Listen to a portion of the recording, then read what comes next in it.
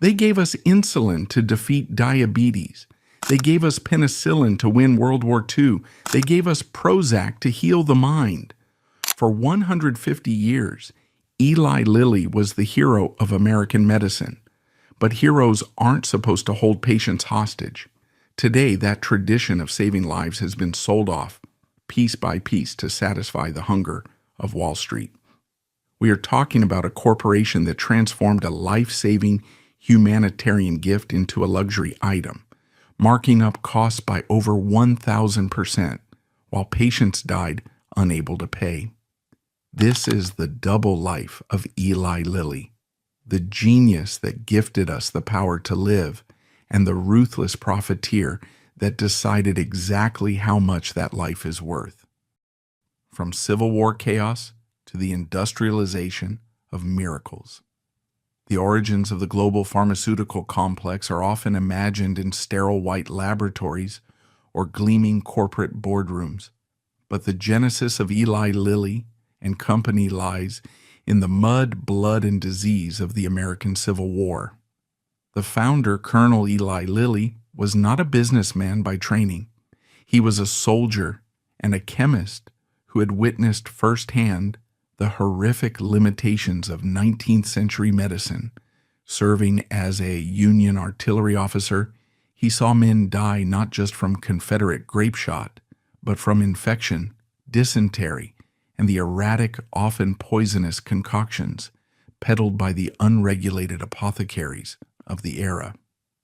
Medicine in the 1860s was the Wild West, a landscape dominated by snake oil salesmen, patent medicines laced with opium and alcohol, and cures that were often deadlier than the diseases they claimed to treat. When the war ended, Lilly returned to a civilian life that felt chaotic and scientifically primitive. He drifted through failed business ventures and personal tragedies, including the death of his first wife and his own struggle with malaria, before settling in Indianapolis, Indiana. It was here, on May 10, 1876, that the 38-year-old colonel opened the doors to a small two-story laboratory on Pearl Street. He had a modest amount of capital, roughly $1,400, and a handful of employees, including his teenage son, Josiah. But he possessed a singular radical idea that would distinguish his enterprise from the carnival barkers of his time. He believed in standardization. At a time when the potency of a drug depended entirely on which batch of herbs a pharmacist happened to grind that morning, Colonel Lilly pioneered the concept of precise pharmaceutical-grade manufacturing. He introduced the Lilly pill, utilizing a revolutionary gelatin coating process that made medicines easier to swallow and masked the bitter taste of the active ingredients. He hired a botanist to verify the raw materials. He instituted quality controls. He famously declared that his company would produce only pharmaceuticals of the highest quality, a slogan that was less a marketing tagline than a moral reaction to the quackery he had seen kill his soldiers. This commitment to scientific rigor paid off. By the 1880s, Eli Lilly and Company was no longer a local shop. It was a burgeoning regional power. The colonel had successfully industrialized the production of medicine, moving from hand-rolled pills to machine-pressed capsules. When he died of cancer in 1898, he left behind a prosperous, respectable family business. But it was his son, Josiah K. Lilly, and his grandsons, Eli Lilly Jr. and Josiah Jr., who would take this respectable foundation and transform it into a global superpower. The younger generation understood that the future of medicine lay not just in better manufacturing, but in research. In the early 20th century, they made a strategic decision to pivot the company from a manufacturer of plant-based extracts to a pioneer of biological science. They began to hire university-trained chemists and biologists, building a research campus in Indianapolis that rivaled the best academic institutions. This investment in pure science was a gamble, a massive overhead cost with no guarantee of return. But in 1923, that gamble yielded the greatest return in the history of modern medicine. The breakthrough did not happen in Indianapolis, but in a cramped laboratory at the University of Toronto. Two Canadian researchers, Dr. Frederick Banting and his assistant Charles Best, had managed to isolate a mysterious secretion from the pancreas of dogs. They called it eslatin, later renamed insulin.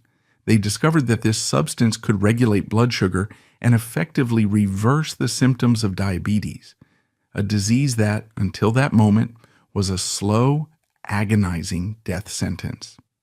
Before 1923, a diagnosis of type 1 diabetes meant starvation. The only treatment was a cruel caloric restriction diet that kept patients on the brink of death to extend their lives by a few months. Children with diabetes withered away into skeletons, slipping into comas before dying of organ failure. Banting and Best had found the miracle cure, but they had a problem. They could not make enough of it. Their laboratory method was slow, crude, and produced impure batches. They needed an industrial partner who could scale up the extraction process to treat millions. Eli Lilly and Company was the partner they chose. The company's head of research, G.H.A. Close, had attended a presentation by Banting and immediately recognized the potential. He convinced J.K. Lilly to throw the entire weight of the company's resources behind the project. What followed was a feat of industrial alchemy. Lilly engineers worked around the clock to figure out how to extract pure insulin from the pancreases of slaughtered pigs and cows. They sourced glands from the massive Chicago stockyards, shipping them by train to Indianapolis in refrigerated cars. They refined the chemical processes, stabilizing the volatile hormone. By the end of 1923, Eli Lilly was mass-producing elatin, the world's first commercially available insulin. The impact was biblical. In hospitals across North America, comatose children woke up. Emaciated patients gained weight and returned to work. It was one of the most dramatic victories of science over death in human history. However, the seeds of the future controversy, the dark paradox of the company, were sown in the very contracts that made this miracle possible. Banting and Best, the discoverers, were idealists. They famously believed that insulin belonged to humanity. They sold the patent rights to the University of Toronto for a symbolic $1, declaring, "Insulin does not belong to me, it belongs to the world." But Eli Lilly was a corporation, not a charity. While the University of Toronto held the patent, they granted Eli Lilly an exclusive license to manufacture and sell the drug in the Americas. This exclusivity allowed Lilly to build an early, unassailable monopoly. While the inventors had given the idea away for free, the company that bottled it began to build a fortune. Even in the 1920s, the cost of insulin was a burden for the poor, and the company's control over the supply chain meant they faced little pressure to lower it. The tension between the dollar patent and the corporate profit margin was born in that moment, a tension that would fester for a century until it exploded into the pricing crisis of the modern era. With the success of insulin, Eli Lilly and Company ceased to be a mere business. It became a pillar of American life. The revenue from insulin funded a massive expansion of the research division, allowing the company to weather the Great Depression with ease. By the 1940s, as the world descended into the Second World War, the company was called upon for another miracle.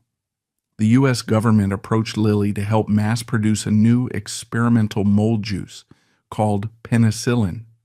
Just as they had done with insulin, Lilly engineers applied their deep knowledge of fermentation and industrial scaling to the problem. They became one of the primary suppliers of antibiotics to the Allied forces. If insulin had conquered metabolic disease, penicillin conquered infection. By the end of the war, Eli Lilly had saved countless soldiers from gangrene and sepsis, cementing its reputation as a patriotic, essential institution.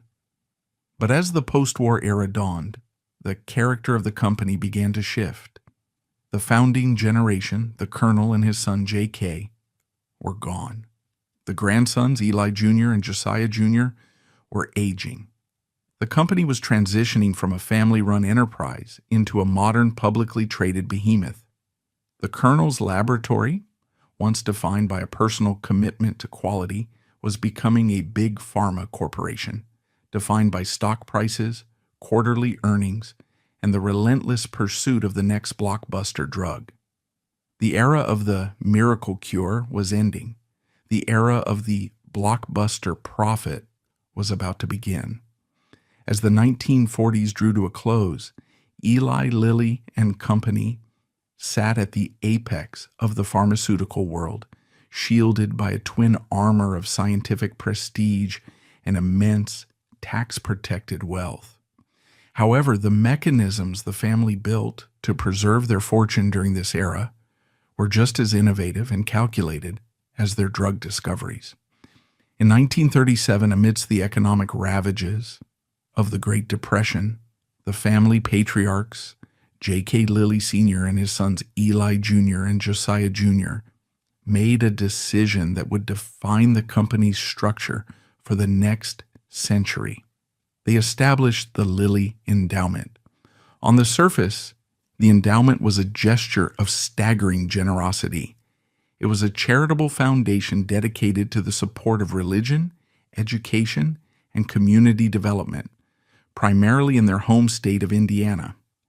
Over the decades, it would pump billions of dollars into universities, churches, and museums, turning Indianapolis into a city effectively patronized by a single family. But the endowment had a second, far more pragmatic function. It was a fortress against the taxman. The aggressive estate taxes of the Roosevelt era threatened to dismantle family-owned empires upon the death of their founders.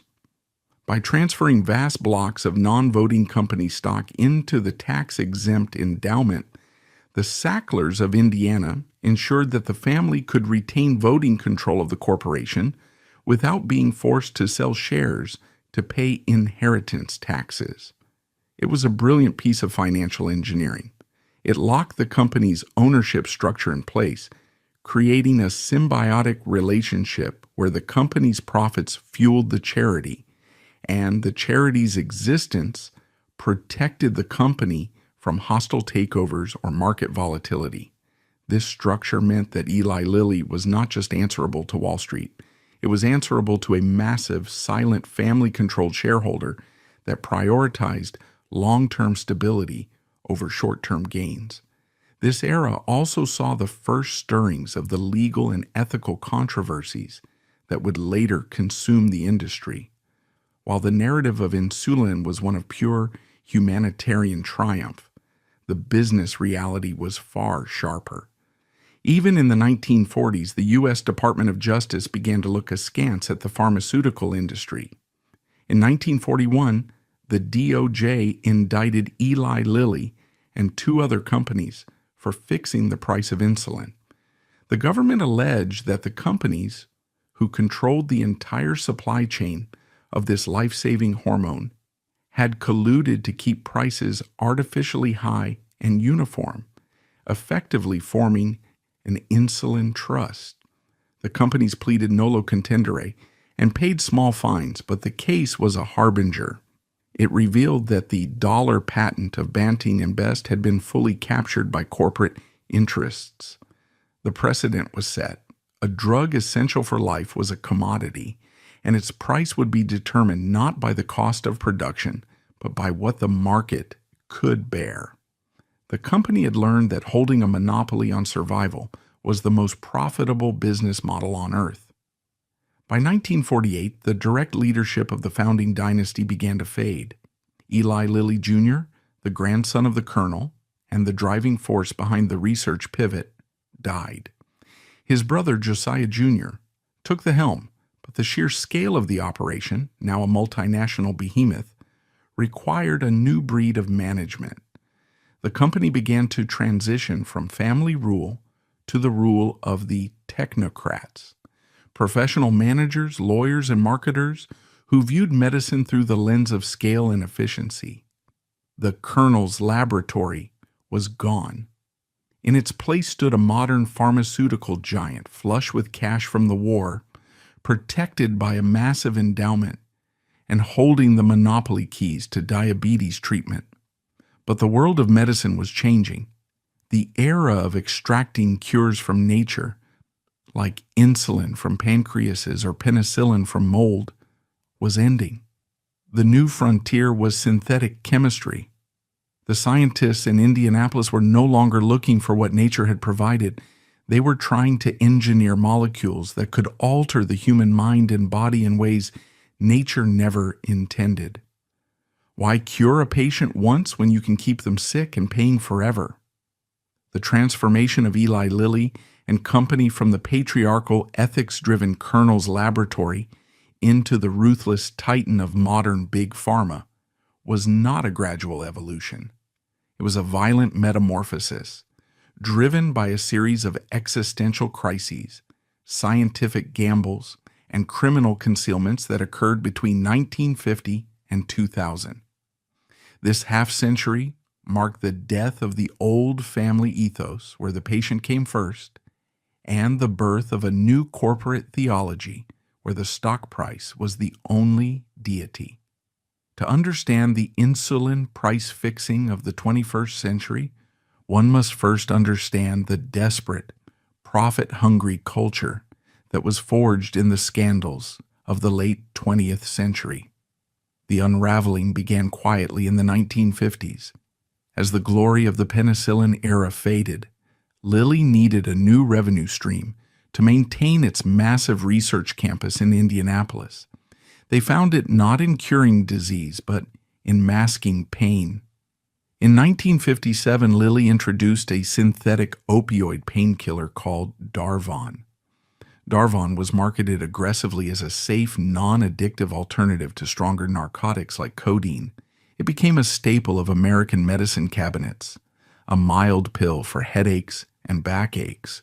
But the marketing was a lie.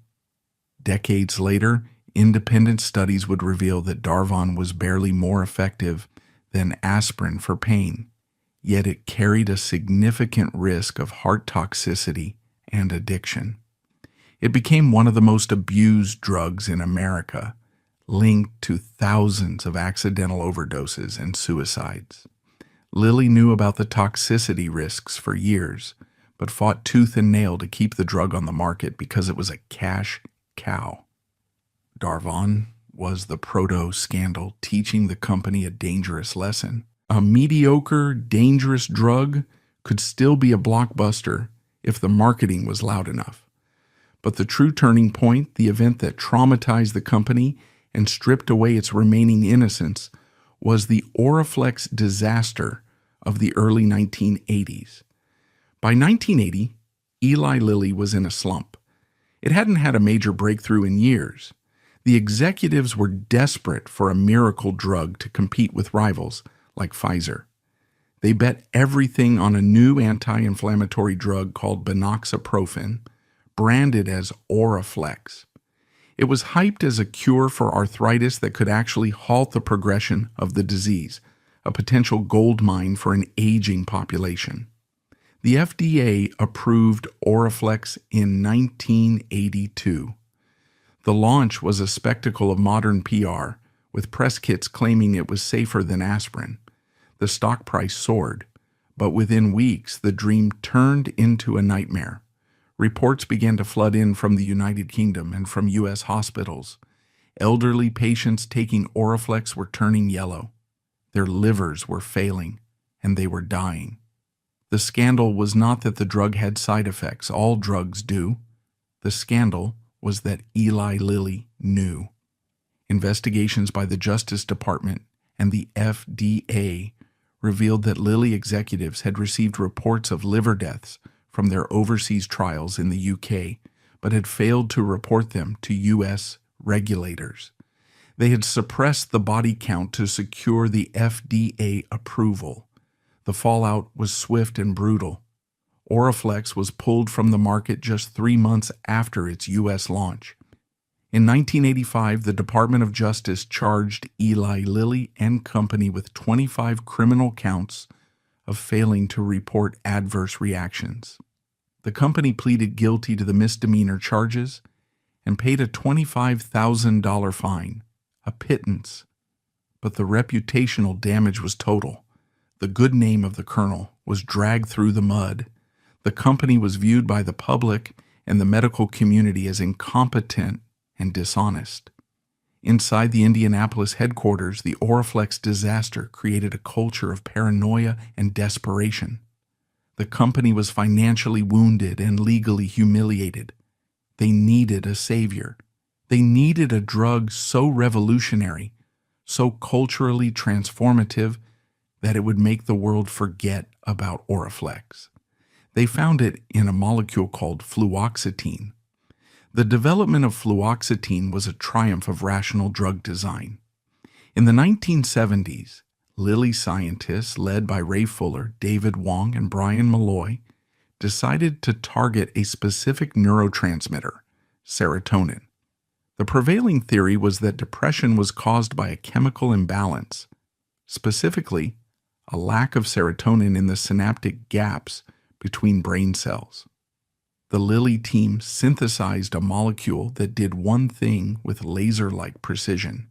It blocked the reuptake of serotonin, keeping the chemical active in the brain for longer. It was the first selective serotonin reuptake inhibitor. When the FDA approved fluoxetine under the brand name Prozac in December 1987, it did not just enter the pharmaceutical market, it reshaped Western civilization. Before Prozac, antidepressants were heavy, dirty drugs with terrible side effects like weight gain and lethargy. They were reserved for the severely mentally ill in asylums. Prozac was different. It was clean. It was energizing. And thanks to Lilly's brilliant branding, it was destigmatized. Lilly marketed Prozac not just to psychiatrists, but to general practitioners and family doctors. They positioned it not just as a cure for clinical depression, but as a tool for self-actualization. It was bottled sunshine. It was a drug that could make you better than well. The cultural impact was seismic. Books like Listening to Prozac became bestsellers, debating the ethics of cosmetic psychopharmacology. The pill itself, a sleek green and cream capsule, became a design icon of the 1990s. By 1990, Prozac was the most prescribed antidepressant in history. Sales exploded, reaching $350 million in the first year alone, and eventually climbing to nearly $3 billion annually. The Oraflex shame was buried under an avalanche of green and cream cash. Eli Lilly was back on top, but history was repeating itself. Just like with Oraflex, and just like with Darvon, there were ghosts in the machine. Almost immediately after the launch, a dark counter-narrative began to emerge.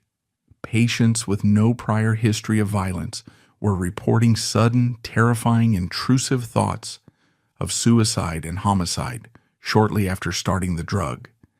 They described a state of inner torment, a physical restlessness known as akathisia, where they felt like they wanted to jump out of their own skin. In September 1989, a man named Joseph Wesbecker, a disgruntled pressman in Louisville, Kentucky, walked into his former workplace armed with an AK-47. He killed 8 people and wounded 12 before killing himself. Wesbecker had started taking Prozac just a month before the rampage. The Wesbecker case became the flashpoint for a massive legal war. The victims' families sued Eli Lilly, arguing that the drug had triggered his violence. This was the Oraflex nightmare all over again, but on a larger scale. If Prozac, the happy pill, taken by millions, was proven to cause murder and suicide, it would destroy the company. The trial, held in 1994, was a high-stakes legal thriller. Plaintiffs' attorneys unearthed internal Lilly memos from the 1980s showing that the company's own scientists were worried about the agitation and suicidality seen in clinical trials. One memo revealed that Lilly had considered giving patients tranquilizers alongside Prozac during the trials to mask the jitteriness. Another showed that they had manipulated the data to categorize suicidal behavior as overdose or depression, effectively hiding the signal in the noise. As the jury deliberated, it looked like Eli Lilly was going to lose. A guilty verdict would have opened the floodgates to thousands of lawsuits. So Lilly executed one of the most cynical legal maneuvers in corporate history. While the jury was still in the room, Lilly secretly approached the plaintiff's lawyers. They offered a massive, undisclosed settlement sum, rumored to be in the tens of millions. But there was a catch. The plaintiffs had to agree to manipulate the trial record. They had to agree not to present certain damaging evidence about Oriflex and to effectively throw the case. The deal was struck. The judge, unaware of the secret settlement, allowed the case to proceed to a verdict. The jury denied the key evidence, returned a verdict in favor of Eli Lilly. Lilly publicly touted the not guilty verdict as scientific proof of Prozac's safety. "The jury has spoken," they declared. It was a lie. The jury hadn't spoken. They had been stage managed. It wasn't until years later that the Kentucky Supreme Court uncovered the scheme, calling it a fraud on the judicial system and changing the official record of the case from verdict for defendant to dismissed as settled.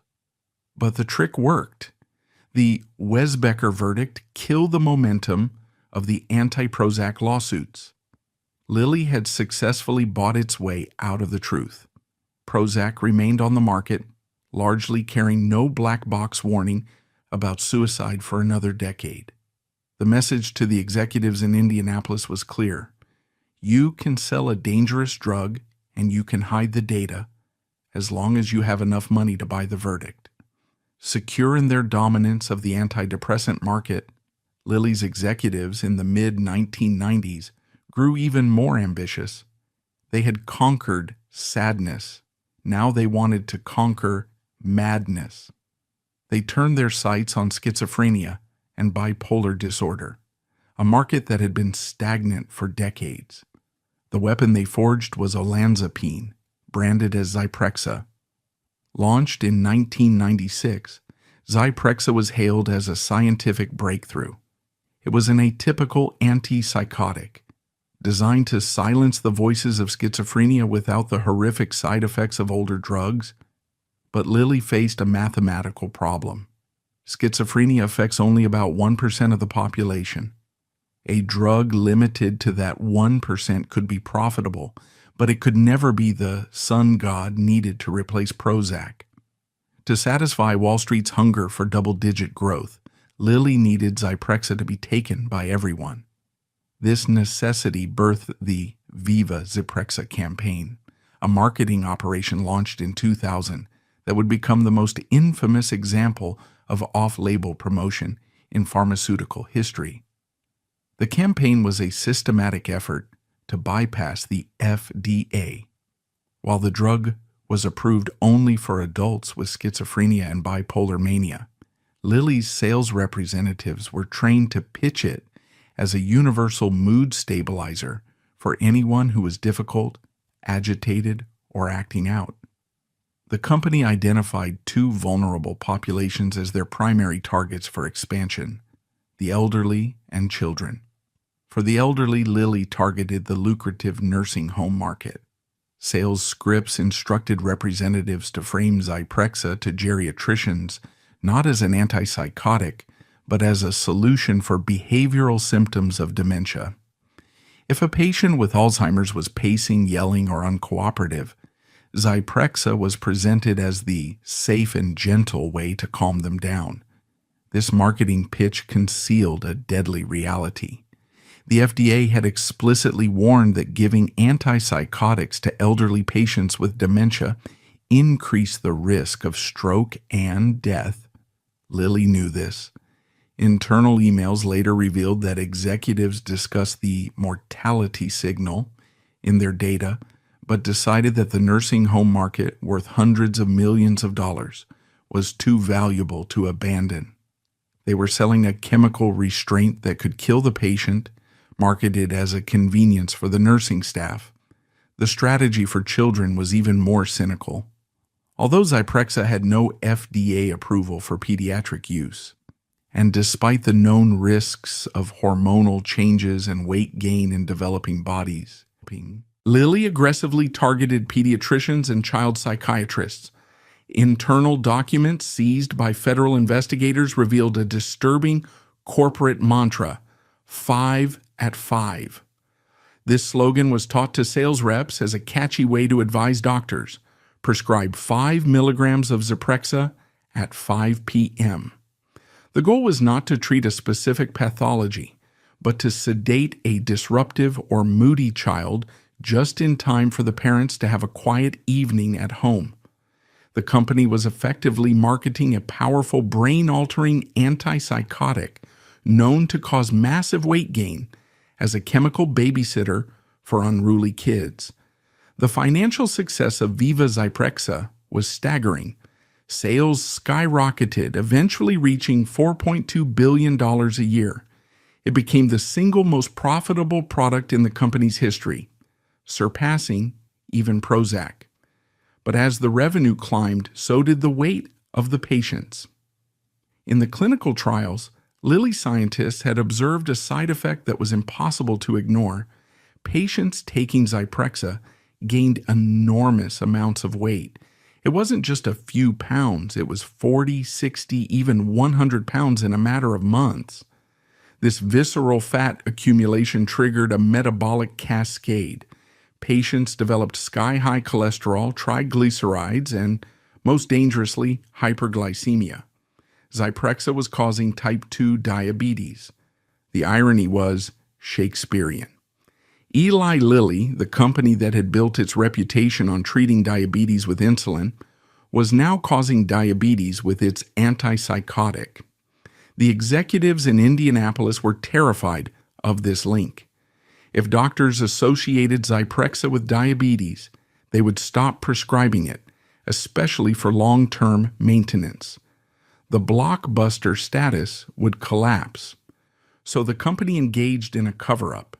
Internal emails from 1999 and 2000, which would later be known as the Zyprexa Papers, documented the conspiracy. In one exchange, a group of senior executives discussed the flood of reports about patients developing diabetic ketoacidosis. One manager wrote a sentence that would later be projected on courtroom screens across America. Unless we come clean on this, it could get too big to hang this on the underlying insanity. The strategy was explicit. Blame the disease, not the drug. Lilly directed its sales force to tell doctors that patients with schizophrenia were naturally prone to diabetes due to their poor lifestyles and insanity. They suppressed the clinical trial data that showed the direct causal link. They traded the metabolic health of millions of vulnerable patients, many of whom would develop chronic, lifelong diabetes, for the sake of protecting the quarterly earnings report. By the end of the year 2000, the Zyprexa machine was humming. The lawsuits had not yet started. The Department of Justice investigation was years away. To the outside world, Eli Lilly was a titan of innovation. But inside the company, the culture had fundamentally shifted. The scientists who once ruled the roost had been silenced by the marketers. The Viva Zyprexa campaign proved that the company was willing to break the law and endanger lives to expand a market. And this emboldened attitude was about to be applied to the next frontier of profit, the lifestyle drug. As the new millennium dawned, Eli Lilly was riding high on the psychiatric blockbuster successes of Prozac and Zyprexa.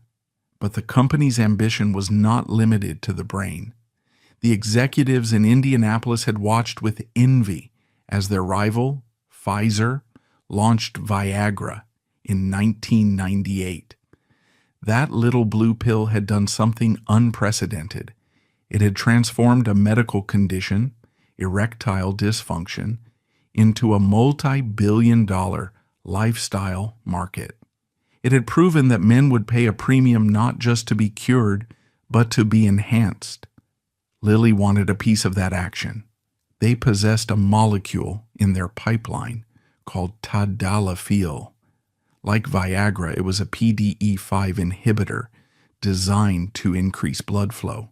But early clinical trials revealed a critical biochemical difference that the marketing department immediately recognized as a goldmine: half-life. Viagra worked for about 4 hours. It required planning. A man had to take the pill, wait an hour, and then had a narrow window of opportunity. It was effective, but it was stressful. Tadalafil, however, remained active in the body for 36 hours. This single pharmacokinetic fact became the foundation of one of the most brilliant branding campaigns in pharmaceutical history. Lilly realized they couldn't beat Pfizer on strength. They had to beat them on time. They positioned their drug not just as a tool for sex, but as a tool for romance. They branded it Cialis. Launched in 2003, the marketing for Cialis was a deliberate departure from the frenetic, masculine energy of Viagra. The ads were softer, slower, and targeted at couples. They featured older, attractive partners sitting in separate bathtubs on a hillside, watching a sunset. The slogan, "Will you be ready?" implied spontaneity. It promised a return to a natural, unhurried intimacy that Viagra, with its stopwatch pressure, could not offer. They dubbed it the weekend pill. Take it on Friday night, and you're good until Sunday morning. The strategy worked. Cialis quickly captured a massive share of the ED market, generating over $1 billion a year. It cemented Eli Lilly's reputation as a master of the lifestyle drug. They had proven they could vertically integrate the human experience. They could fix your depression with Prozac, stabilize your mood with Zyprexa, and now save your marriage with Cialis. But the success of Cialis also signaled a profound shift in the company's priorities. The resources poured into marketing a sex pill were resources not being poured into antibiotics or vaccines. The Colonel's laboratory was now a lifestyle factory. The focus was on drugs that people would take forever, chronic maintenance medications, rather than acute cures. A cured patient stops paying. A lifestyle consumer pays for life. This philosophy of chronic profit began to seep into every division of the company, infecting even its most historic and sacred legacy, diabetes. For nearly 80 years, the insulin division had been the steady, boring utility of the company. It was a low-margin, high-volume business. Insulin was a biological necessity, not a luxury. The price had historically tracked with inflation. But as the blockbuster culture of Prozac and Cialis took hold, the new breed of executives looked at the insulin division with frustration. They saw a captive market of millions of diabetics who had no choice but to buy the product, and they asked a dangerous question: why are we treating insulin like a utility when we could be treating it like an iPhone? The answer lay in innovation, or more accurately, the patenting of innovation. In 1996, the same year Zyprexa launched, Eli Lilly introduced a new genetically engineered form of insulin called Humalog. Humalog was an analog insulin. Scientists had tweaked the DNA of the insulin molecule to make it absorb faster into the bloodstream. It allowed diabetics to inject right before a meal, rather than waiting 30 minutes. It was a genuine convenience, an upgrade. But crucially, because it was a new molecule, it was patented. This patent was the key. It allowed Eli Lilly to reset the economics of survival. With the older human insulins, the patents had expired and prices were relatively low. But with Humalog, Lilly had a monopoly, and they decided to use it. When Humalog launched in 1996, the list price for a vial was approximately $21. This was a premium over the older drugs, but still within the realm of affordability for most Americans. However, starting in the late 1990s and accelerating into the 2000s, something unprecedented happened. The price didn't just rise with inflation, it began to climb with the aggressive velocity of a luxury good. The executives justified this internally as the cost of R&D. They argued that the high prices of today funded the cures of tomorrow. But the math didn't add up. The cost of manufacturing a vial of insulin, the glass, the liquid, the labor, had actually dropped. It cost less than $5 to make, yet the price on the shelf was marching toward $30, then $40, then $50. Lilly had discovered the terrifying power of inelastic demand. A consumer can choose not to buy a new iPhone if it's too expensive. A man can choose not to buy Cialis. But a type 1 diabetic cannot choose not to buy insulin. If they stop, they die. The company realized that the market would bear almost any price because the alternative was death. This realization was the final nail in the coffin of the old Lilly ethos. The company that had once partnered with Banting and Best to distribute insulin at cost was now viewing its patients not as people to be saved, but as hostages to be squeezed. As the year 2000 approached, Eli Lilly stood at the summit of the pharmaceutical world. It was a titan of science and marketing, but the foundation of this success was rotting. The Prozac nation was built on suppressed suicide data. The Zyprexa wonder was built on a hidden epidemic of diabetes, and the insulin revolution was built on a pricing strategy that was slowly turning a life-saving fluid into a luxury good. The golden age of scientific discovery had ended. The company had traded the ethics of the kernel for the ethics of the stock market. As the 21st century dawned, the bill for this greed was about to come due. The era of the blockbuster was over. The era of the price of life and the bodies it would leave in its wake had begun. The transformation of Eli Lilly into a big pharma colossus by the year 2000 was not just a result of chemical innovation or aggressive marketing. It was cemented by a sophisticated, multi-million-dollar political fortification.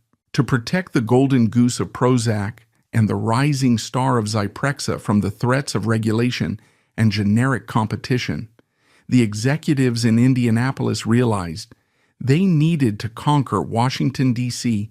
just as effectively as they had conquered the medical schools. In the late 1990s, Eli Lilly built one of the most formidable lobbying machines in the United States. The company understood that their blockbuster business model was fragile. It relied entirely on patents. When a patent expired, the 90% profit margins would vanish overnight as cheap generics flooded the market. To delay this patent cliff, particularly for Prozac, Lilly engaged in a relentless campaign of legal and political warfare. They pioneered the tactic of evergreening, making tiny, often medically insignificant changes to a drug's formula or dosage to file for new patents and block competitors. They flooded the courts with lawsuits against generic manufacturers, using their vast legal budget to tie up smaller companies in litigation for years. This was not science. It was legal bullying designed to keep prices artificially high for American consumers. Furthermore, the company weaponized its deep political connections. The revolving door between Eli Lilly and the U.S. government became a legendary aspect of its power structure.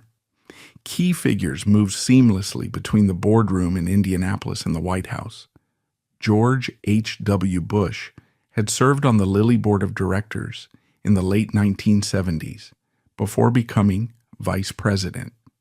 Mitch Daniels, a senior Lilly executive who managed corporate strategy during the Prozac boom, left the company to become the director of the Office of Management and Budget under George W. Bush, effectively becoming the budget architect of the U.S. government. Alex Azar, who would later become the Secretary of Health and Human Services, built his career as a top executive at Lilly USA. These connections ensured that when Congress debated drug price controls or healthcare reform in the 1990s, Eli Lilly's interests were protected at the highest levels. The company spent millions annually on campaign contributions, hedging their bets with both Republicans and Democrats to ensure that the U.S. remained the only developed nation in the world that did not negotiate drug prices. By the turn of the millennium, the culture within the Indianapolis headquarters had become unrecognizable to the ghost of Colonel Eli Lilly. The Colonel's laboratory was now a financial fortress. The metrics of success were no longer lives saved or diseases cured, but shareholder value and quarterly growth. The scientists, once the heroes of the company, were now subservient to the marketers and the lawyers. This corporate soul sickness manifested in the way they viewed their most loyal customers. Internal documents from the late 90s revealed a disturbing psychological shift. Patients were no longer viewed as suffering humans, they were data points in a compliance algorithm. The goal was not just to get a patient on a drug, but to keep them on it forever. Whether it was the depressed patient on Prozac, the bipolar patient on Zyprexa, or the diabetic on Humalog, the strategy was retention. As the year 2000 closed, Eli Lilly reported record revenues. The stock was soaring. The golden age seemed unending. They had successfully navigated the Wes Becker suicide trial, launched the biggest psychiatric drug in history, and reset the price of insulin. They felt invincible. But this invincibility was an illusion. The aggressive tactics that had built the empire, the suppression of side effects, the off-label marketing to children and the elderly, and the shadow pricing of insulin, had created a massive, unquantified liability. They had built a dam to hold back the truth, but the water was rising. The 21st century would not be an era of celebration. It would be an era of reckoning. The bodies accumulating in the wake of Zyprexa's metabolic damage and the diabetics beginning to ration their insulin were about to demand justice. The rise was complete. The crisis was imminent, turning a $5 life-saving fluid into a luxury item. As the calendar turned to 2001, the executives at Eli Lilly and Company in Indianapolis were facing a new and terrifying variable in the American healthcare equation. For decades, they had dictated terms to doctors and wholesalers. But now, a new power broker had seized control of the market, the pharmacy benefit managers. These corporate middlemen, giants like Express Scripts and Medco, had consolidated immense power over the prescription drug market. They controlled the formulary, the exclusive list of drugs that insurance companies would pay for. In early 2001, the PBMs presented Eli Lilly with a stark ultimatum regarding their blockbuster insulin, Humalog, pay us or vanish. The PBMs demanded massive rebates, essentially legalized kickbacks, in exchange for keeping Humalog on the preferred tier of insurance plans. If Lilly refused, millions of patients would effectively be blocked from accessing the drug. Faced with the prospect of losing market share to their Danish rival, Novo Nordisk, the Lilly executives made a cold financial calculation that would define the economics of American survival for the next 2 decades. They agreed to pay the rebates, but to protect their profit margins, they decided to pass the cost directly to the consumer. Starting in 2002, Eli Lilly began to aggressively raise the list price of Humalog. This was the sticker price that uninsured patients paid at the pharmacy counter. It was a phantom inflation. The cost of manufacturing the insulin had not changed. It still cost less than $5 to make a vial. But the price on the shelf began to detach from reality. In 2001, a vial cost roughly $35. By 2003, it was climbing toward $50. This was the beginning of the rebate trap. The higher Lilly raised the price, the bigger the rebate they could offer the PBMs, and the more secure their market position became. But Lilly was not acting alone. In a display of market behavior that would later spark congressional investigations into potential collusion, Lilly and its two main competitors, Novo Nordisk and Sanofi, began to move in perfect synchronization. In 2003 and 2004, the phenomenon of shadow pricing became blatantly obvious. If Eli Lilly announced a price increase for Humalog on a Tuesday, Novo Nordisk would invariably announce a nearly identical price increase for their competing insulin, Novolog, within days. They were not competing to offer the lowest price to save patients money. They were competing to offer the highest rebate to the PBMs. The market for life-saving insulin had been transformed into a cartel-like structure where the price floor was constantly rising, and the ceiling was non-existent. While the insulin pricing engine was being quietly revved up in the background, a far more immediate and explosive crisis was detonating in the company's psychiatric division.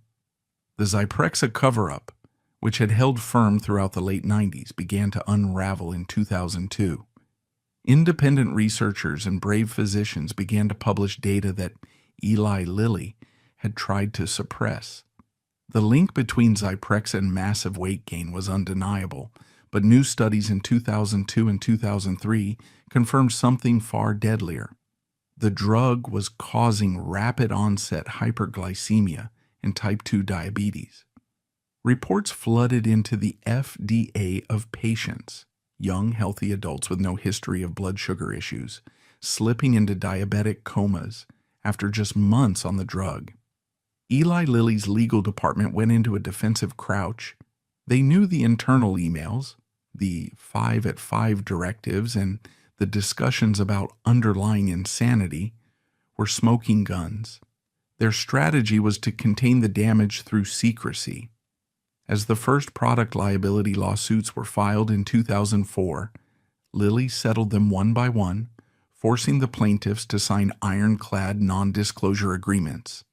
They were buying silence, paying millions to keep the Zyprexa papers sealed in court vaults. However, the pressure from the FDA was becoming impossible to ignore. In September 2003, the FDA finally forced Eli Lilly to update the label for Zyprexa, but even this was a victory for the company's lobbyists. The warning was watered down. It mentioned the risk of hyperglycemia, but did not explicitly state that Zyprexa was worse than other antipsychotics, despite Lilly's internal data showing that it was. This regulatory half-measure allowed the company to keep selling the drug as a first-line treatment, generating billions of dollars in revenue while patients continued to get sick. By 2005, the dam was breaking. The number of lawsuits had swelled from a few dozen to over 8,000. The liability was becoming a threat to the company's stock price. In a massive strategic move designed to clear the decks, Eli Lilly agreed to pay $700 million to settle the vast majority of the pending Zyprexa claims. The executives in Indianapolis breathed a sigh of relief. They believed they had successfully managed the crisis.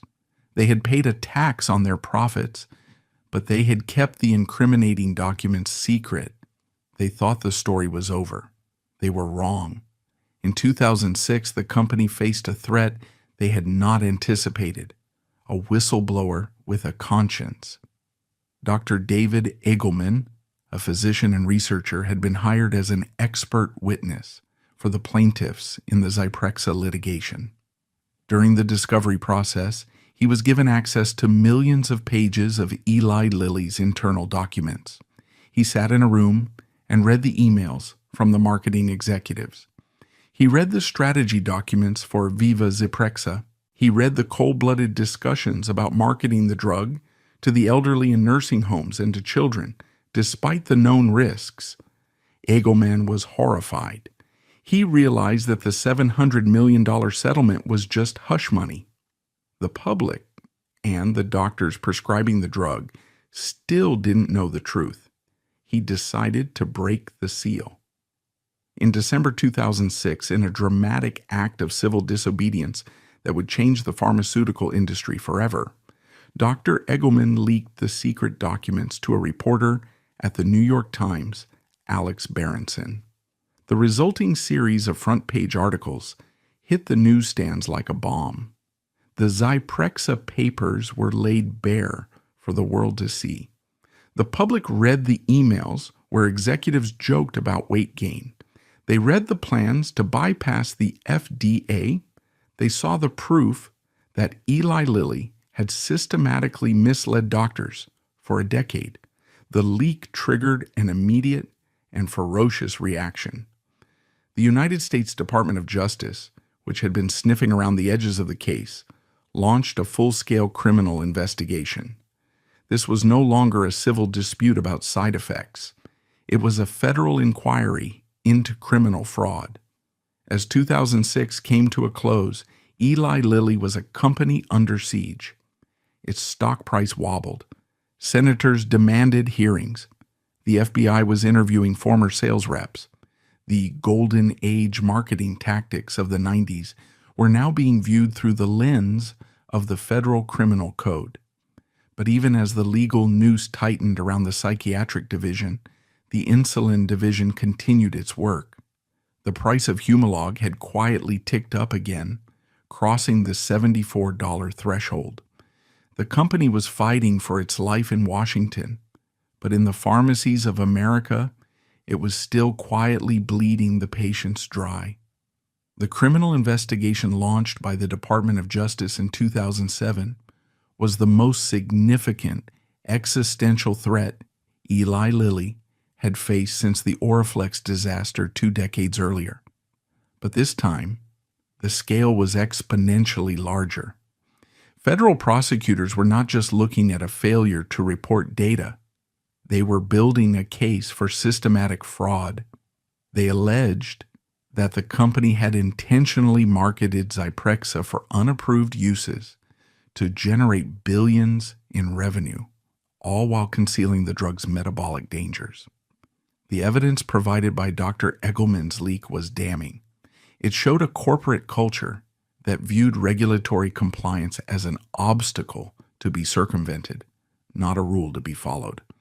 For 2 years, from 2007 to 2009, Lilly's legal team fought a high-stakes battle behind closed doors in Washington. Their goal was not to prove innocence, the emails made that impossible, but to negotiate a survival strategy. They needed to contain the damage. They needed to ensure that the company could continue to do business with the federal government, which would be impossible if they were convicted of certain felonies. The result of these negotiations was announced in January 2009. It was a historic day for the American legal system, but a confusing one for justice. Eli Lilly agreed to plead guilty to a misdemeanor violation of the Food, Drug, and Cosmetic Act. But the headline was the money. The company agreed to pay a total settlement of $1.415 billion. At the time, it was the largest criminal fine for an individual corporation in U.S. history. The settlement included a $515 million criminal fine and $800 million in civil settlements with the federal government and the states. Attorney General Michael Mukasey stood before the cameras and declared that the government would not tolerate corporate fraud. But financial analysts saw a different story. They looked at the balance sheet. Zyprexa had generated nearly $40 billion in lifetime sales. A $1.4 billion fine represented roughly 3.5% of the revenue the crime had generated. It was, in the cold calculus of Wall Street, a spectacular return on investment. The company had broken the law to expand the market, made tens of billions of dollars, and then paid a small fraction of that profit to make the problem go away. The stock price barely moved. The market had priced in the crime. Most critically, the corporate veil protected the individuals responsible. Not a single executive at Eli Lilly was indicted. The managers who wrote the 5 at 5 emails kept their jobs. The executives who authorized the suppression of the diabetes data kept their bonuses. The company paid the fine, not the people. This outcome sent a powerful, dangerous signal to the entire pharmaceutical industry. Illegal marketing is a viable business strategy as long as the drug is big enough to pay the fine. As the dust settled on the Zyprexa case in 2009, Eli Lilly emerged bruised but intact. The company refocused its energy on its most reliable cash cow, insulin. And in 2010, the political landscape of American healthcare shifted in a way that would supercharge the insulin pricing crisis. The United States Congress passed the Affordable Care Act. While the law expanded insurance coverage to millions, it also inadvertently accelerated the trend toward high-deductible health plans. Insurance companies, looking to lower monthly premiums, began to shift the burden of cost to the patient. This was the final accelerant for the price of life disaster. Before 2010, most insured patients paid a low flat copay for their insulin, perhaps $20 or $30 a month. They were shielded from the soaring list price that Lilly, Novo, and Sanofi were inflating to pay rebates to PBMs. But under the new HDHPs, patients were required to pay the full list price of their medications until they met a deductible that could be as high as $5,000 or $6,000 a year. Suddenly, middle-class Americans with good insurance walked up to the pharmacy counter and were told that their monthly supply of Humalog, which had now climbed to over $100 a vial, would cost them $600 or $800 out of pocket. The shock was absolute. Families were forced into impossible financial choices. The shadow pricing continued relentlessly. By 2012, the price of a vial of Humalog had doubled again. By 2014, it was approaching $250. The price of Humalog had risen by over 1,000% since its launch in 1996. This price increase occurred in a vacuum of innovation. The formula for Humalog in 2014 was identical to the formula in 1996. The manufacturing process was the same. The R&D costs had been recouped decades ago. The price hike was pure, extracted profit taken directly from the pockets of the sick. As the price climbed, the human cost began to mount. The phenomenon of rationing exploded. In 2015, studies began to show that 1 in 4 American diabetics were rationing their insulin due to cost. They were taking half doses, skipping days, and risking their lives to make the vial last until the next paycheck. Doctors in emergency rooms began to see the carnage. Young patients, often in their 20s, were arriving in full-blown diabetic ketoacidosis. They were dying of a treatable disease because they were too poor to buy the treatment. One of the most heartbreaking cases was that of Shane Patrick Boyle. Shane was a type 1 diabetic who moved to Arkansas to care for his dying mother. When he crossed state lines, his insurance coverage lapsed. He went to a pharmacy to buy insulin and was told it would cost him $700. He didn't have it. He tried to ration his remaining supply. He died a few days later, just weeks after his mother. He died because he was $50 short for a drug that cost Eli Lilly $5 to make. Stories like Shane's began to circulate in the diabetic community. The anger was building. But in Indianapolis, the executives were insulated. They pointed to patient assistance programs that were notoriously difficult to navigate. They blamed the PBMS. They blamed the insurance companies. They refused to lower the list price. As the year 2015 drew to a close, Eli Lilly was a company at war with its own customers. It was generating record profits, its stock was soaring, and its new drugs were succeeding. But its reputation was rotting. It was viewed by a growing segment of the public not as a healer, but as a predator holding a gun to the head of the sick. The price of life era had enriched the shareholders, but it had created a generation of enemies who were now organizing, lawyering up, and preparing to take the fight from the pharmacy counter to the streets. The era of impunity was ending. The era of the empire of influence and its desperate defense was about to begin. Public outrage, dead patients, and the tweet that cost billions. As the political landscape shifted in 2016, Eli Lilly and Company found itself standing on a precipice. For decades, the pharmaceutical giant had operated with the quiet confidence of a sovereign entity shielded by a fortress of patents, lobbyists, and the opaque complexity of the American healthcare system.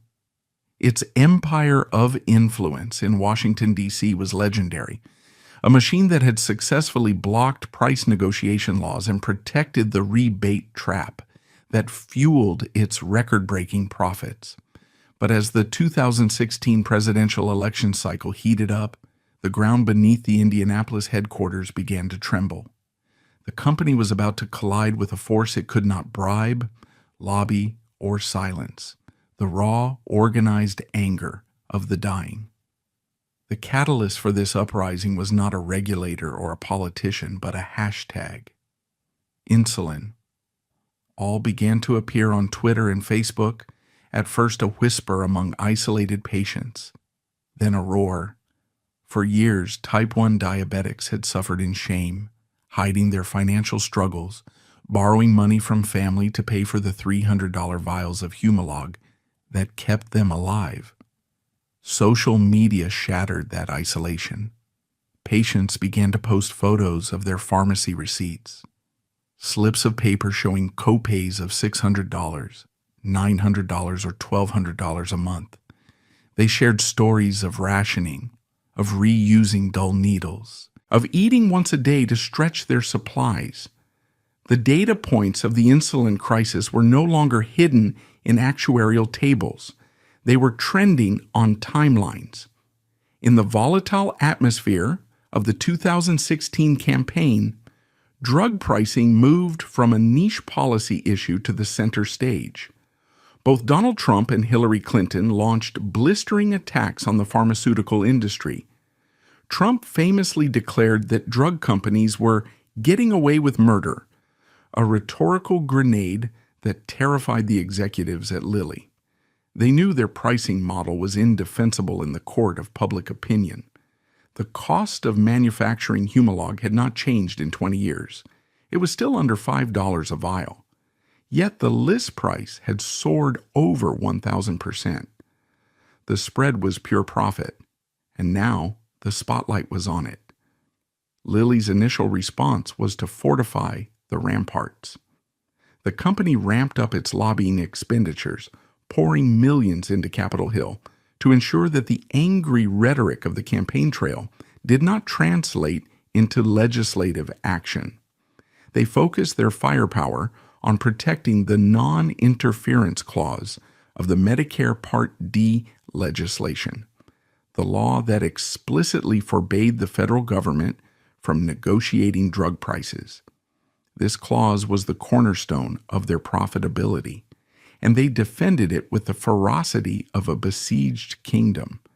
But while the lobbyists worked the halls of Congress, a tragedy occurred in June 2017 that would pierce through the noise of politics and give the crisis a haunting, undeniable human face. Alex Smith was a 26-year-old restaurant manager in Minneapolis. He was a type 1 diabetic, diagnosed at age 24. He was hardworking, independent, and responsible.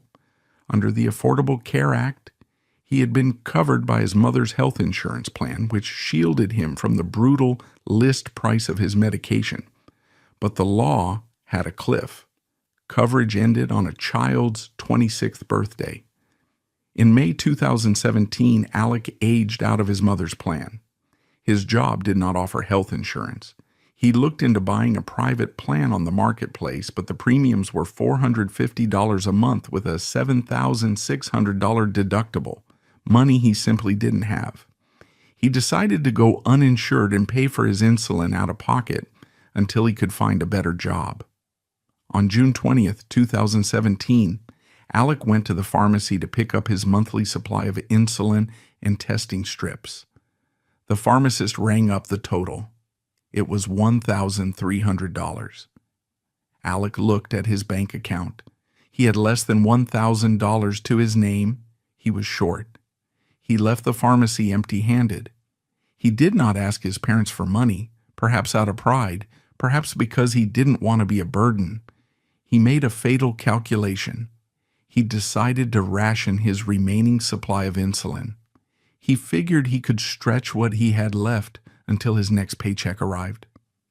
3 days later, on June 27th, Alec's girlfriend called his mother, Nicole Smith Holt, worried that he wasn't answering his phone. Nicole drove to his apartment. She found the door unlocked. She found her son dead on the floor of his bedroom. The autopsy confirmed the cause: diabetic ketoacidosis. Without insulin, Alec's blood had turned to acid. His organs had shut down. He had died, alone and in agony, because he was $300 short for a drug that Eli Lilly manufactured for the price of a fast food burger. Alex Smith's death was not a medical failure. It was a financial murder.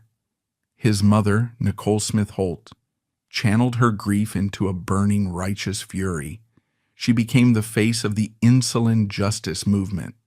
She held up her son's ashes at protests outside Eli Lilly's headquarters in Indianapolis. She testified before state legislatures.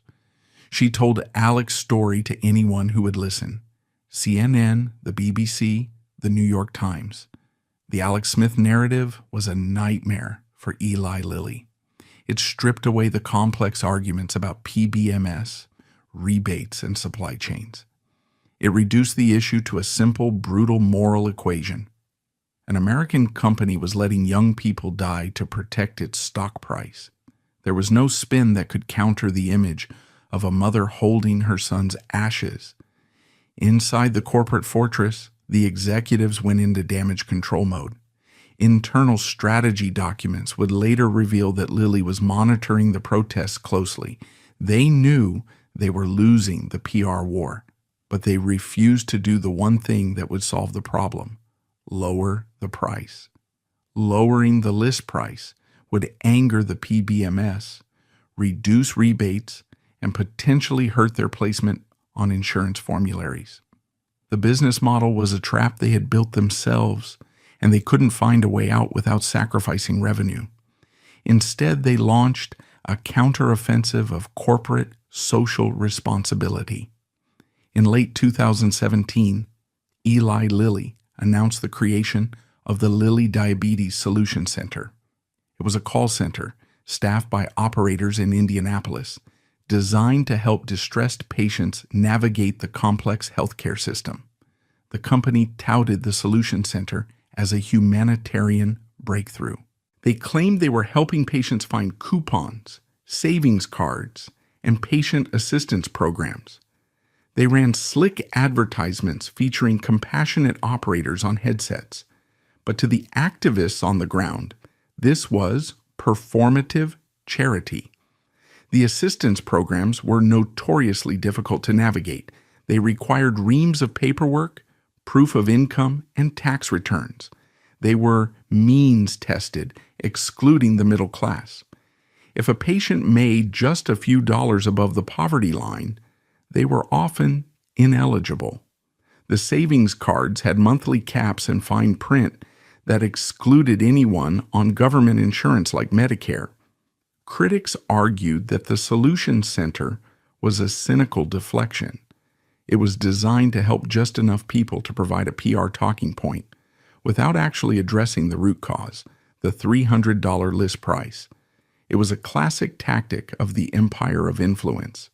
Privatize the profit and charity wash the suffering. They were offering a helpline to people they were pushing off a cliff. As 2018 arrived, the pressure continued to mount. The activists were getting organized. They were no longer just protesting. They were lawyering up. The first rumblings of a legal assault were beginning to be felt. State attorneys general, watching the opioid litigation unfold, began to look at the insulin market with fresh eyes. They saw the lockstep price increases, the shadow pricing, and the massive profits, and they smelled collusion. But Eli Lilly had one final card to play in Washington. In a move that seemed to signal their ultimate triumph, President Donald Trump nominated a man to be the Secretary of Health and Human Services, who knew the insulin pricing game better than anyone on earth. He nominated Alex Azar. Alex Azar was not just a conservative lawyer. He was the former president of Lilly USA. He was the very executive who had presided over the massive price hikes of Humalog from 2012 to 2017. The fox was not just guarding the henhouse. He was being given the keys to the entire farm. For Eli Lilly, it seemed like the ultimate victory of influence. But in the volatile world of 2018 politics, even the surest bets were about to go wrong. The confirmation of Alex Azar as the Secretary of Health and Human Services in January 2018 was viewed by the pharmaceutical industry as the ultimate coup. For Eli Lilly, it was akin to having a family member ascend to the throne. Azar had spent a decade inside the company, rising to become the president of Lilly USA. He had overseen the insulin division during its most aggressive price hikes. He knew the PBMS, he knew the rebate game, and he knew the lobbying strategies because he had helped design them. The executives in Indianapolis slept soundly, believing that with one of their own running the nation's healthcare system, the threat of regulation had been neutralized. But they had miscalculated the volatility of the Trump administration. President Trump, obsessed with the idea that other countries paid less for drugs than America, demanded action. He didn't want explanations about supply chains. He wanted lower prices, and he wanted them before the midterms. He put immense pressure on Azar to deliver. This pressure created one of the most fascinating and ironic spectacles in modern political history. Alex Azar, the ultimate insider, turned on his former colleagues. To save himself and to deflect the president's anger away from manufacturers, Azar decided to attack the middlemen. In May 2018, the Trump administration released a policy document titled American Patients First. It was a blueprint for lowering drug costs, and its primary target was the rebate trap. Azar went on television and publicly denounced the very system he had thrived within. He described the rebates as a hidden tax on the sick. He called for the elimination of secret kickbacks between drug makers and PBMS. For Eli Lilly, this was a double-edged sword. On one hand, blaming the PBMS was a convenient distraction. On the other hand, Azar was publicly confirming the activists' core accusation that the list price of insulin was artificial, inflated solely to pay off the supply chain. The Secretary of Health had effectively testified against his own former company. While Azar was stirring the pot in Washington, a far more dangerous threat was materializing in the heartland. The legal immunity that Eli Lilly had enjoyed for decades was beginning to crack. The activists' cries of collusion and price fixing had finally reached the ears of prosecutors who had the power to subpoena emails. In October 2018, the Attorney General of Minnesota, Lori Swanson, filed a landmark lawsuit that sent shockwaves through the industry. For the first time, a sovereign state was suing the three insulin giants, Eli Lilly, Novo Nordisk, and Sanofi, not for product liability, but for fraud. Swanson's lawsuit was a masterwork of forensic accounting. It alleged that the insulin market was not a free market, but a rigged game. It accused the companies of deceptive trade practices and engaging in a price-fixing scheme. The complaint laid out the pattern of shadow pricing in devastating detail. It showed charts where the price of Humalog and Novolog moved in perfect jagged synchronization for years. It argued that this lockstep pricing was statistically impossible in a competitive environment. It could only be the result of coordination. The filing of the Minnesota lawsuit was a watershed moment. It opened the door for discovery. It meant that state investigators could demand internal emails, pricing strategy documents, and communications between competitors. The empire of influence could bribe lobbyists, but it couldn't bribe a subpoena. But the legal assault didn't stop at the state level. Just weeks later, a massive class action lawsuit was filed in federal court in New Jersey on behalf of insulin patients nationwide.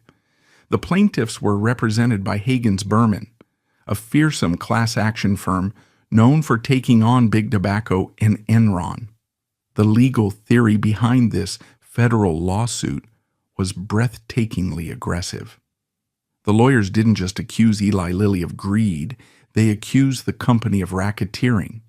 They filed the suit under the RICO Act, a federal law originally designed to dismantle the mafia. The complaint argued that Eli Lilly, Novo Nordisk, Sanofi, and the major PBMs had formed a criminal enterprise.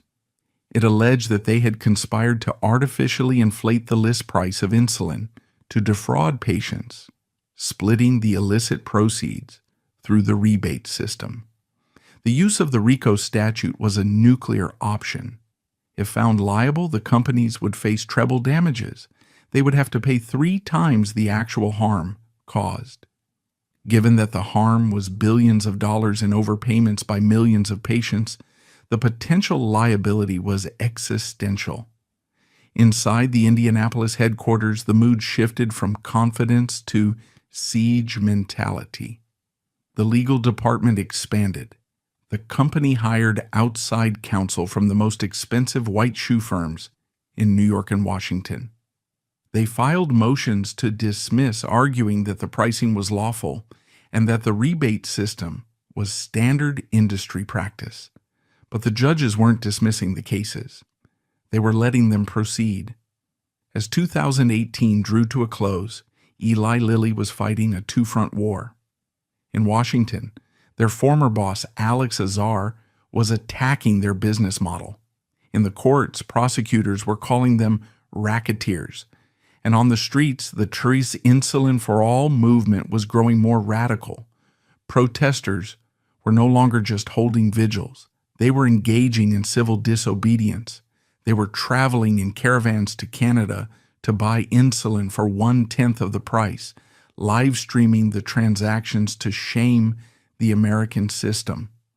The pressure was building to a breaking point. The company needed a release valve. They needed to do something to lower the temperature before the executives were dragged before Congress to testify under oath. In early 2019, the executives hatched a plan. It was a cynical, clever, and ultimately desperate maneuver designed to silence the critics without actually lowering the profit margins. They decided to launch a generic version of their own drug. This move, which would be unveiled in the spring of 2019, was the ultimate shell game. It was an admission that the price was too high, wrapped in a marketing strategy designed to keep it that way. The empire of influence was about to try its boldest trick yet, pretending to compete with itself. In March 2019, just weeks before the executives were scheduled to face a hostile Congress, Eli Lilly executed a maneuver that was equal parts public relations stunt and financial sleight of hand. The company announced with great fanfare that it would begin selling a generic version of its own flagship insulin. They called it Insulin Lispro. To the uninitiated, this looked like a victory for the activists. The new drug would be sold at a list price of $137.35 per vial, exactly 50% lower than the list price of Humalog. The company's press release framed this as a benevolent act of disruption, a way to help patients struggling at the pharmacy counter immediately. But to industry insiders and healthcare economists, the authorized generic strategy was a cynical shell game designed to protect the rebate system, not dismantle it. Insulin Lispro was not a new drug. It was Humalog. It was manufactured in the same vats in Indianapolis, poured into the same glass vials, and capped with the same stoppers. The only difference was the sticker on the bottle. By creating a generic twin, Lilly could play both sides of the market. They could continue to sell the high-priced brand name Humalog to insurance companies and PBMs, maintaining the massive rebates that secured their formulary placement and their profit margins. Simultaneously, they could offer the lower-priced Lispro as a lifeboat for the uninsured and a shield against political criticism. The move was calculated to deflate the momentum of the hashtag Insulin4All movement. But it backfired. Activists pointed out that $137 was still an exorbitant price for a drug that cost $5 to produce. It was still higher than the price of Humalog had been just a decade earlier. Furthermore, because PBMs made less money on the lower-priced generic, many insurance plans refused to cover it. Patients arriving at pharmacies often found that Lispro wasn't in stock or that their insurance wouldn't pay for it, forcing them back onto the $300 brand name drug. The maneuver was exposed as a PR bandage on a gaping wound. The failure of the Lispro gambit set the stage for the main event of April 2019, the summons to Capitol Hill. The House Energy and Commerce Committee, sensing the public's rage, called the CEOs of the three insulin giants, Eli Lilly, Novo Nordisk, and Sanofi, along with the executives of the major PBMs, to testify under oath. The hearing was a spectacle of modern political theater, reminiscent of the famous 1994 hearing where tobacco executives swore that nicotine was not addictive.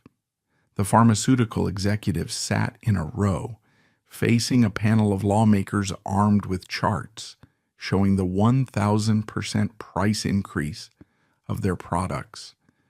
Representatives grilled the executives with a ferocity that had been absent in Washington for years. They projected photos of Alex Smith and other victims on the screens behind the witness table. They asked simple, brutal questions.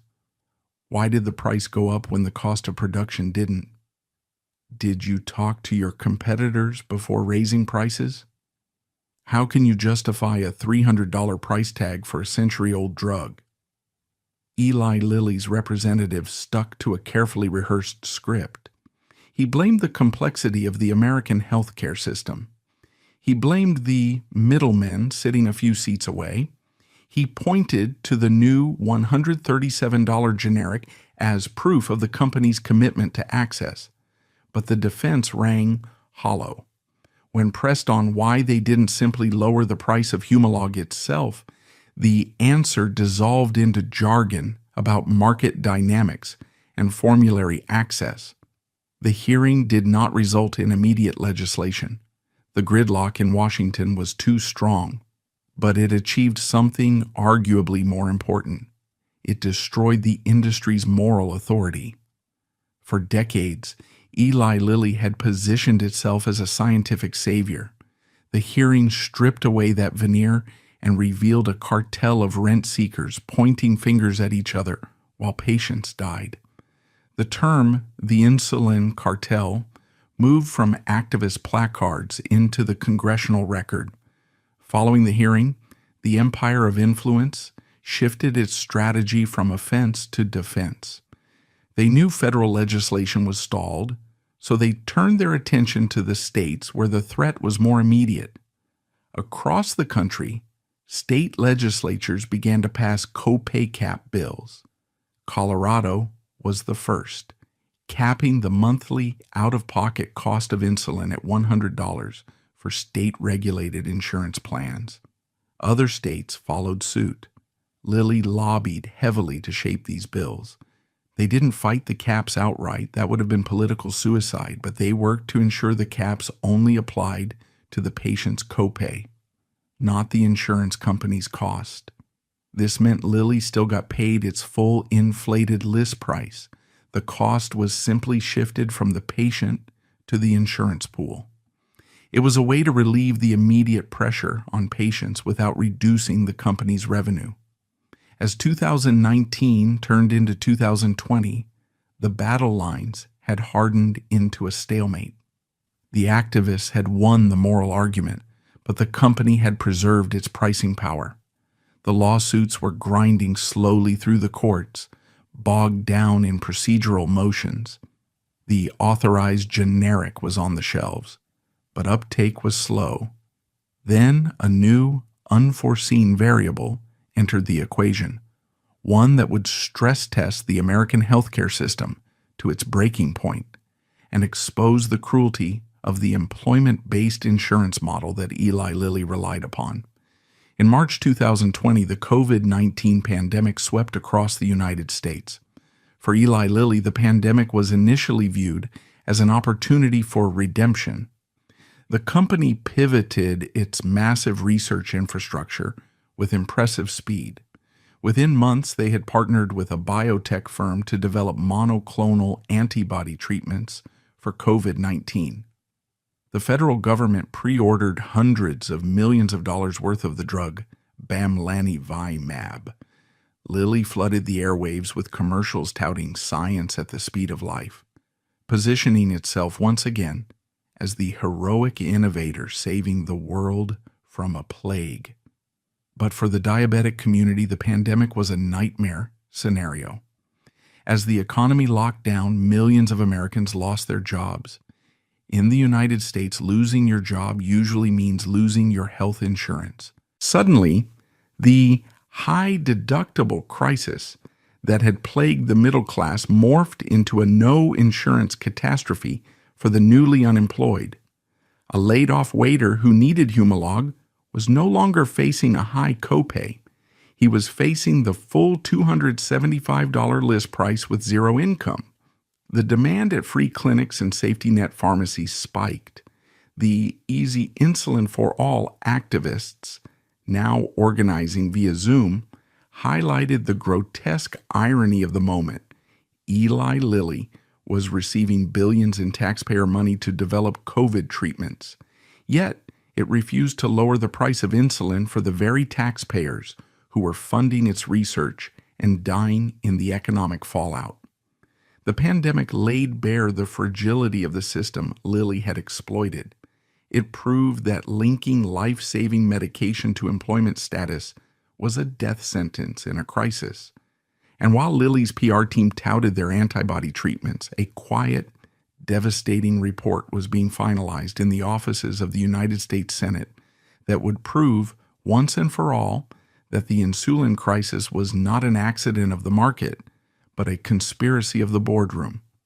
While the pandemic raged through 2020, a team of investigators in the United States Senate Finance Committee was quietly compiling the final pieces of a puzzle that had eluded the public for years. Led by Senators Chuck Grassley and Ron Wyden, The committee had used its subpoena power to pierce the corporate veil of the insulin cartel. They had demanded thousands of pages of internal emails, pricing strategy documents, and contracts between the drug makers and the pharmacy benefit managers. In January 2021, the committee released its findings. The report, titled Insulin, Examining the Factors Driving the Rising Cost of a Century-Old Drug, was a historic indictment of the pharmaceutical industry. It was not a collection of theories, it was a collection of confessions found in the company's own email servers. The 90-page document dismantled the industry's primary defense, that prices were rising due to the cost of innovation. The investigation found that Eli Lilly, Novo Nordisk, and Sanofi were not raising prices to fund research. They were raising prices to fund rebates. The report detailed a vicious cycle where the companies aggressively increased the list price specifically to generate the cash needed to pay off the PBMs and secure their spot on the formulary.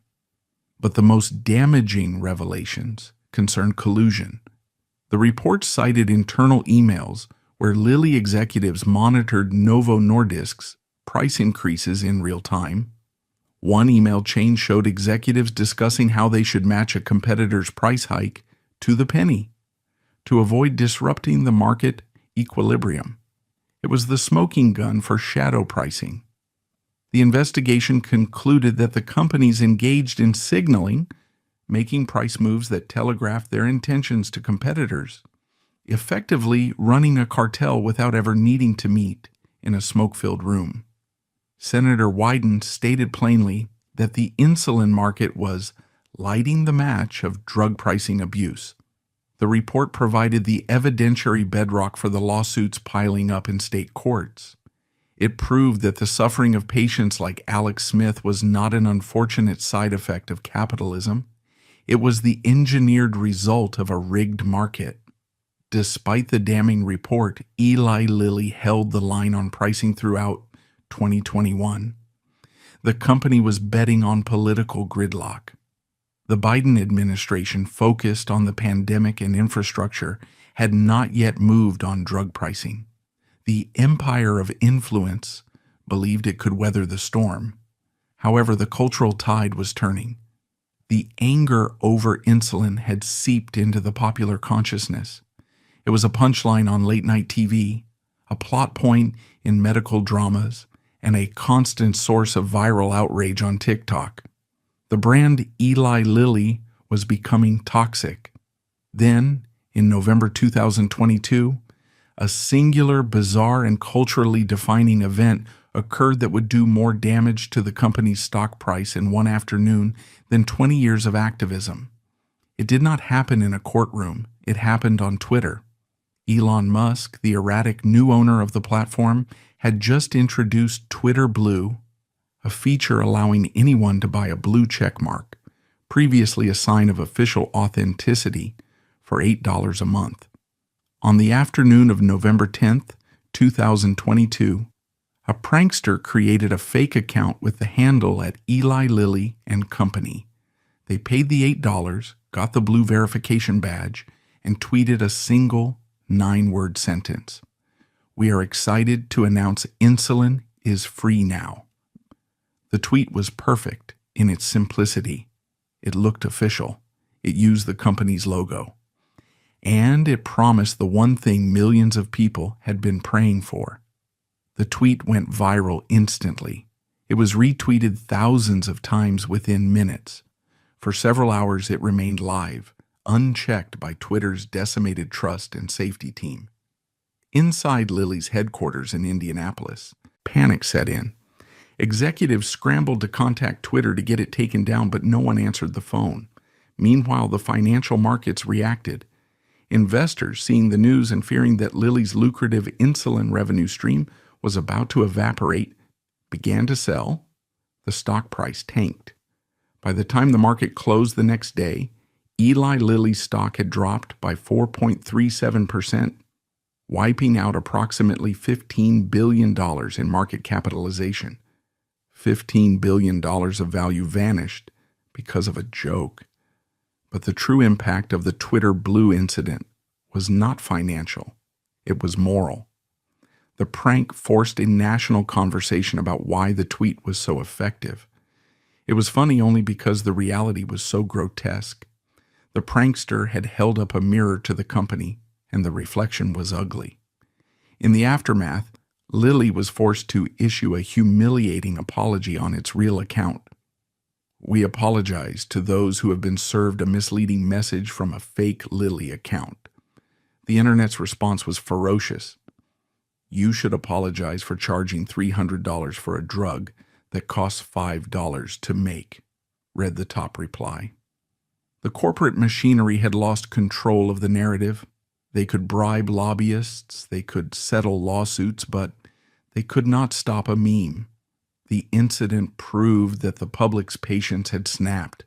The company was no longer just a villain, it was a laughingstock. As 2022 drew to a close, the political pressure finally translated into legislative action. The Biden administration, emboldened by the public outrage, passed the Inflation Reduction Act. This landmark law included a provision that struck at the heart of the industry's power. It allowed Medicare to negotiate drug prices for the first time in history. Crucially, it placed a hard $35 cap on the monthly out-of-pocket cost of insulin for seniors on Medicare. This was a historic defeat for the pharmaceutical lobby, but the law had a hole. Due to Republican opposition, the $35 cap applied only to seniors. The millions of younger diabetics, the Alex Smiths, were left out.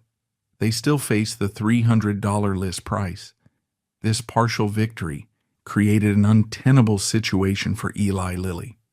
The company was now in the indefensible position of charging the government $35 for a vial, while charging a 25-year-old waitress $300 for the exact same product. The discrepancy was a PR nightmare that would not go away.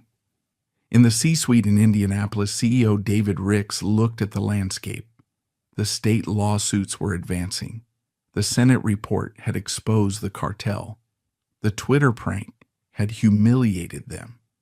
And the President of the United States was using the State of the Union address to call for a universal cap. Ricks realized that the price of life strategy had reached its terminus. The political capital required to defend the high price of insulin was now exceeding the revenue it generated. The drug had become a toxic asset. So in March 2023, Eli Lilly did the unthinkable. They surrendered. In a surprise press release, the company announced that it would voluntarily cut the list price of its most popular insulins, including Humalog, by 70%. They also announced that they would automatically cap out-of-pocket costs for all patients, insured or not, at $35 a month. It was a total capitulation. After 20 years of claiming that high prices were necessary for innovation, after spending millions on lobbying, and after weathering the largest criminal fine in history, the company simply stopped. They admitted by action, if not by word, that the price had been arbitrary all along. They could have charged $35 in 2010. They could have charged it in 2015. They could have saved Alex Smith, but they waited until they were cornered. The empire of influence had fallen not to a single blow, but to 1,000 cuts inflicted by activists, grieving mothers, tweets, and the belated action of the state. The insulin war was over, but as the company retreated from one battlefield, it was already preparing to open a new front. Even as they slashed the price of their old cash cow, they were preparing to launch a new product that promised to be more profitable than Prozac, Zyprexa, and Humalog combined.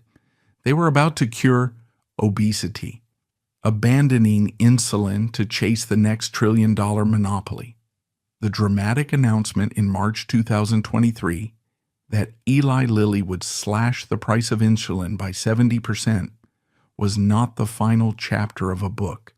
It was merely the turning of a page. While the mainstream media celebrated the move as a victory for moral capitalism, the financial engines inside the Indianapolis headquarters were already revving up for a new conquest that would make the insulin empire look like a quaint cottage industry. The executives had not surrendered their ambition. They had simply reallocated it. They realized that the political cost of defending the insulin monopoly had become too high, a toxic anchor dragging down their reputation. So they cut the anchor loose not to drift, but to sail at full speed toward a new, shimmering horizon, the cure for obesity. This pivot marks the beginning of the modern era of Eli Lilly, a period defined by the aggressive monetization of the world's most prevalent metabolic crises. In May 2022, the FDA approved a molecule called tirzepatide, branded as Mounjaro, for the treatment of type 2 diabetes. But the company knew, and Wall Street knew, that diabetes was just the legal beachhead. The true target was weight loss. Tirzepatide represented a quantum leap in pharmacology. It was a dual agonist, mimicking two different gut hormones to suppress appetite and regulate blood sugar. In clinical trials, patients didn't just manage their insulin levels. They shed 20% to 25% of their body weight. It was effectively gastric bypass surgery in a syringe. In November 2023, the FDA officially approved tirzepatide for chronic weight management under the new brand name Zepbound. With this approval, Eli Lilly entered the obesity wars, a commercial conflict that is projected to be the most lucrative in the history of medicine. Analysts predict the market for these drugs will exceed $100 billion a year. Lilly, poised to capture nearly half of that market, saw its stock price explode. By early 2024, the company's market capitalization breached $700 billion, making it the most valuable pharmaceutical company on Earth, surpassing giants like Tesla and Visa. The Colonel's laboratory had become a titan of finance. But as the company ascended to these dizzying heights, the ghosts of its past behaviors began to manifest in its new operations. The pricing strategy for Zepbound bore a striking, unsettling resemblance to the shadow pricing of the insulin era. Lilly set the list price of Zepbound at over $1,000 a month. Just as with insulin, the company argued that this high price was necessary to recoup R&D costs. Yet manufacturing experts estimated the cost of producing the drug was a fraction of that price. The spread was once again immense. And just like with insulin, the company engaged in a complex game with pharmacy benefit managers, ensuring that access to the drug was determined by insurance status. For the wealthy, Zepbound was a lifestyle miracle, a way to shed pounds before a wedding or a vacation. For the working class, who suffered disproportionately from obesity due to food deserts and economic stress, the $1,000 monthly price tag was an insurmountable wall. The class divide in American healthcare, which Lilly had exacerbated with insulin, was being reinforced with obesity drugs. Furthermore, the company's aggressive protection of its new monopoly revealed that the litigious spirit of the empire of influence was alive and well. As demand for Zepbound outstripped supply in late 2023 and 2024, a gray market emerged. Compounding pharmacies and wellness clinics began to synthesize their own versions of tirzepatide to meet the desperate demand of patients. Lilly's response was scorched earth legal warfare. The company filed lawsuits against hundreds of medical spas, wellness centers, and compounding pharmacies across the United States. They argued they were protecting patient safety from untested knockoffs. But critics saw a familiar pattern, a monopolist using the courts to crush cheaper alternatives and maintain high prices. It was the evergreening strategy of the insulin pens, repurposed for the Ozempic era. While the obesity gold rush dominated the headlines, Eli Lilly opened a second front in 2024 that carried even higher risks and higher rewards: the war on Alzheimer's disease. For decades, the search for an Alzheimer's cure had been the graveyard of drug discovery, a place where billions of dollars in R&D vanished without a trace. But Lilly persisted. In 2024, the company sought FDA approval for donanemab, an antibody designed to clear amyloid plaque from the brains of dementia patients. The clinical trials showed promise. The drug slowed cognitive decline by about 35%, but it also carried a terrifying risk. A significant percentage of patients in the trials developed brain swelling or bleeding, a condition known as ARIA. Some patients died. The parallels to the Zyprexa scandal were haunting. Once again, the company was bringing a drug to market that offered hope for a desperate, vulnerable population, but which carried severe, potentially fatal side effects. The FDA Advisory Committee debated whether the benefits outweighed the risks. But for Lilly, the financial calculus was clear. An Alzheimer's drug, even a moderately effective one, would be another blockbuster. The company pushed forward, utilizing its massive lobbying arm to advocate for swift approval and, crucially, for Medicare coverage. This reliance on Medicare highlighted the final great irony of the modern Eli Lilly. The company that had spent decades fighting against government price negotiations was now almost entirely dependent on the government to buy its products. The vast majority of patients for Alzheimer's drugs and many for diabetes drugs are seniors covered by Medicare. This dependency led to a historic legal clash in late 2023 and 2024. Following the passage of the Inflation Reduction Act, which allowed Medicare to negotiate drug prices, Eli Lilly did not accept the democratic will of the people. It sued the United States government.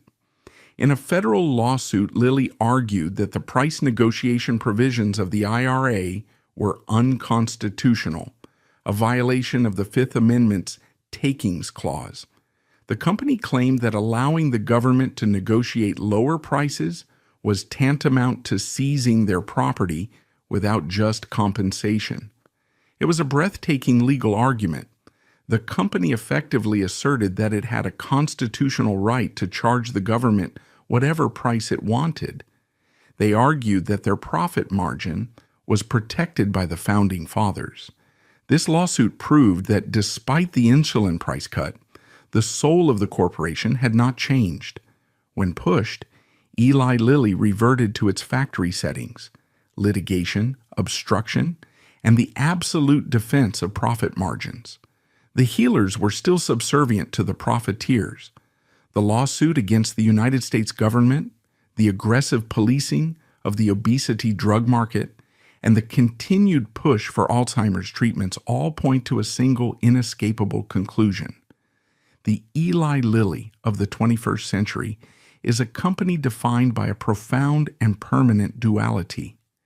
It is a Jekyll and Hyde entity, a corporation capable of breathtaking scientific benevolence and ruthless financial extraction in the same fiscal quarter. On one side of the ledger sits the Lilly Endowment. This charitable foundation, fueled by the dividends of the family's stock, has grown into a philanthropic colossus with assets exceeding $40 billion. It is the quiet, benevolent face of the dynasty. In Indianapolis and beyond, the endowment funds scholarships for underprivileged students, supports struggling churches, and maintains world-class museums.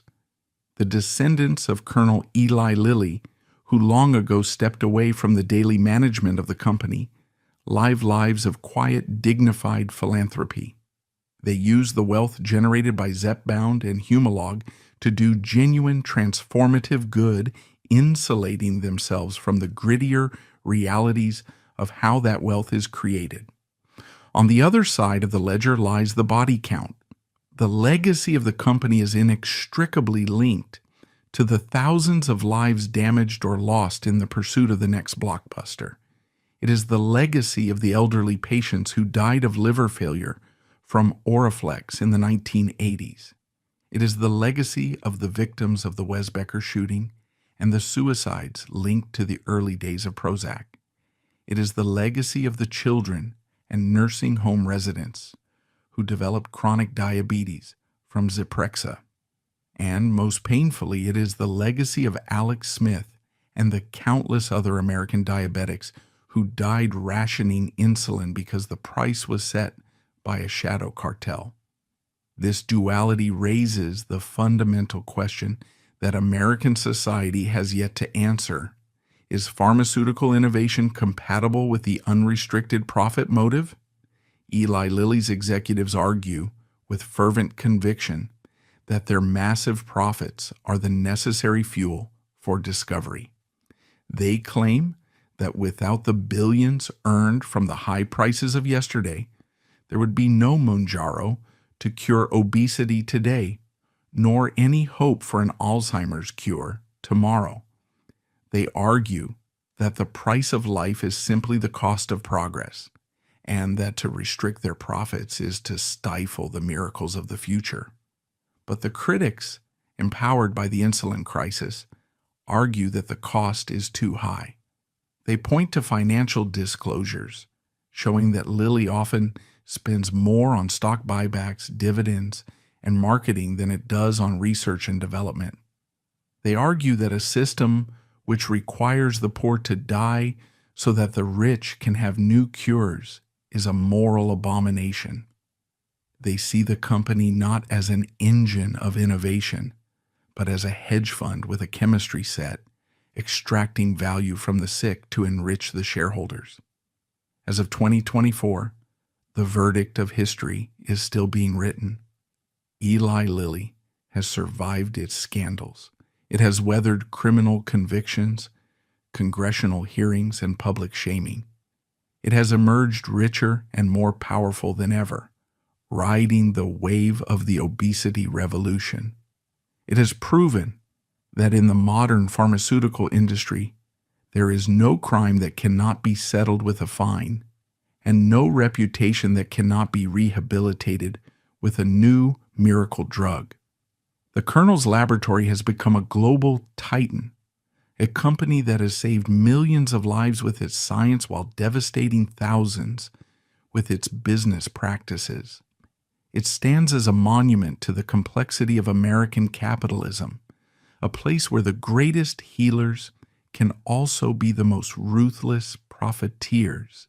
The story of Eli Lilly is a reminder that the power to cure is also the power to kill, and that in the boardrooms of Indianapolis, the line between the two is often just a matter of pricing. The insulin crisis may have faded from the headlines, but the system that created it remains intact, waiting for the next blockbuster, the next patent, and the next vulnerable patient who has no choice but to pay the price of life.